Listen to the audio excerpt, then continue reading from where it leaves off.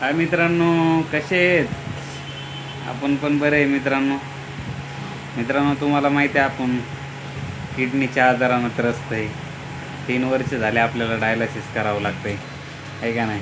हे आपलं बाळू बाळू रुसलाय मित्रांनो, त्याला फोन नाही द्यायला म्हणून, नाही का? तर मित्रांनो, बऱ्याच मित्रांच्या कमेंट येतात की दादा ट्रान्सप्लांट करा, ट्रान्सप्लांट करा. तर मित्रांनो, ट्रान्सप्लांट करायचं होतं आपल्याला, पण आपले लिव्हर खराब असल्यामुळं डॉक्टर आपल्याला ट्रान्सप्लांट करायला परमिशन देत नाहीत. ते म्हणतात की ट्रान्सप्लांट करायचं असेल तर किडनी आणि लिव्हर दोन्ही पण टाकावं लागेल तुम्हाला. पण आपल्याच्यानं शक्य नाही मित्रांनो. आपल्याला किडनी टाकायसाठीच इम्पॉसिबल आहे, कारण की आपली परिस्थिती खूप गरीब आहे. आपण इथं किरायानं राहतो त्या रूममध्ये. ते प्लायवूड लावलेलं आहे.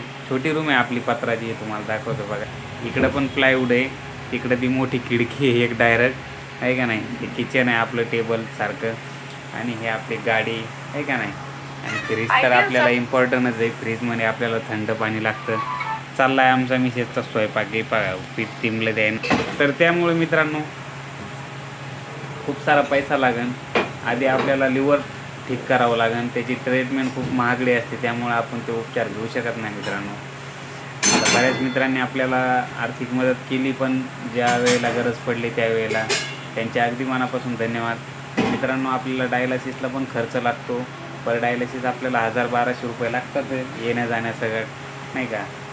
आता तर त्याच्यामुळं आपण लिव्हरची ट्रीटमेंट घेऊ शकत नाही. खूप महागडी ट्रीटमेंट असते त्यामुळे, कारण की लिव्हर आपलं HPV पॉझिटिव्ह आणि हेपॅटायटिस C आणि B दोन्ही टेस्ट झाल्यामुळं थोडा टाईम पण लागेल, आणि खूप महाग म्हणजे खूप खर्चिक ट्रीटमेंट असल्यामुळं आपण ते घेऊ शकत नाही.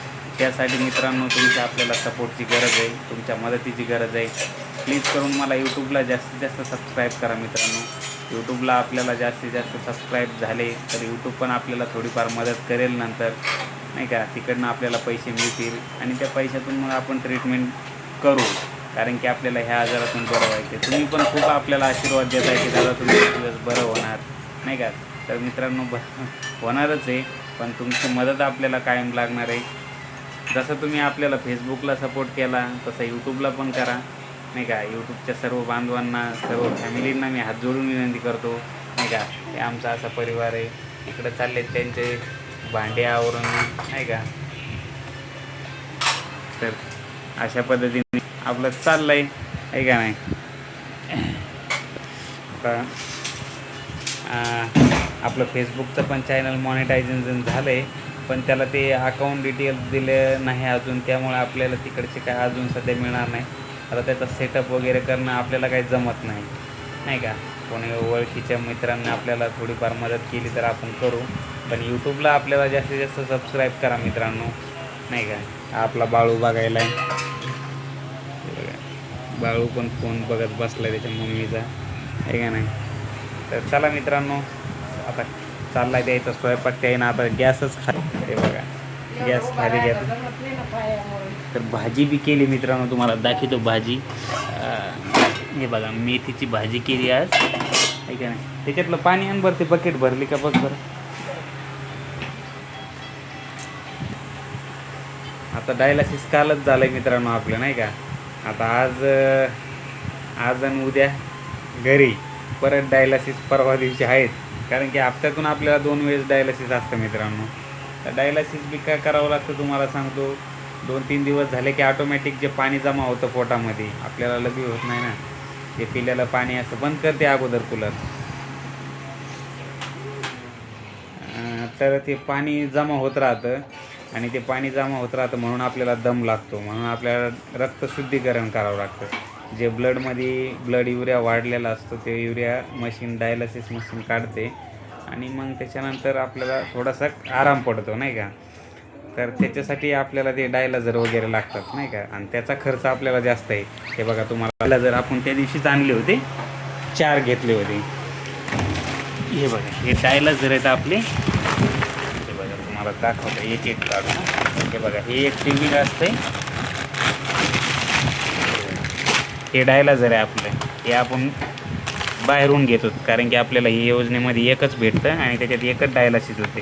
आता याच्यावर तुम्हाला किंमत दाखवतो बघा किती येतं. हे बघा, याची आहे ना 1458 रुपये किंमत आहे. आणि याची पण आहे 452. तर हे सेट आपल्याला प्रत्येक वेळेला नवीन लागतं मित्रांनो. प्रत्येक डायलासिसला आपल्याला ते घ्यावं लागतं आणि त्याच्यामध्ये आपलं एकच डायलासिस होतं आहे पॉझिटिव्ह रिपोर्ट असल्यामुळे.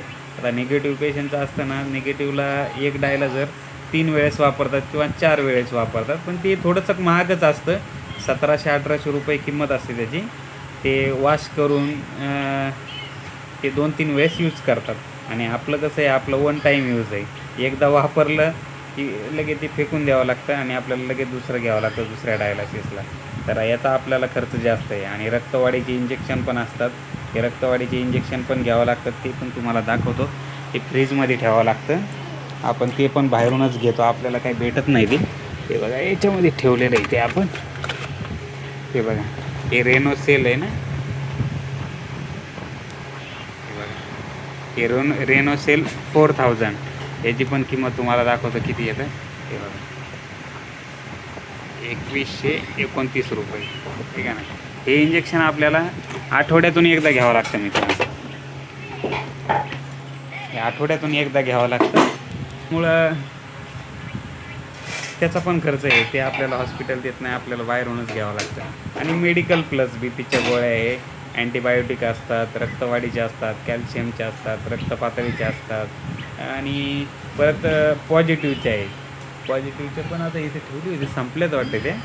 तर त्या पॉझिटिव्हच्या मित्रांनो 10,000 रुपयाला 30 गोळ्या मिळतात प्रायव्हेटमध्ये जर घेतल्या तर. आणि आपण सरकारीमधून घेतो पण त्याचा काही एवढा खास रिझल्ट नाही.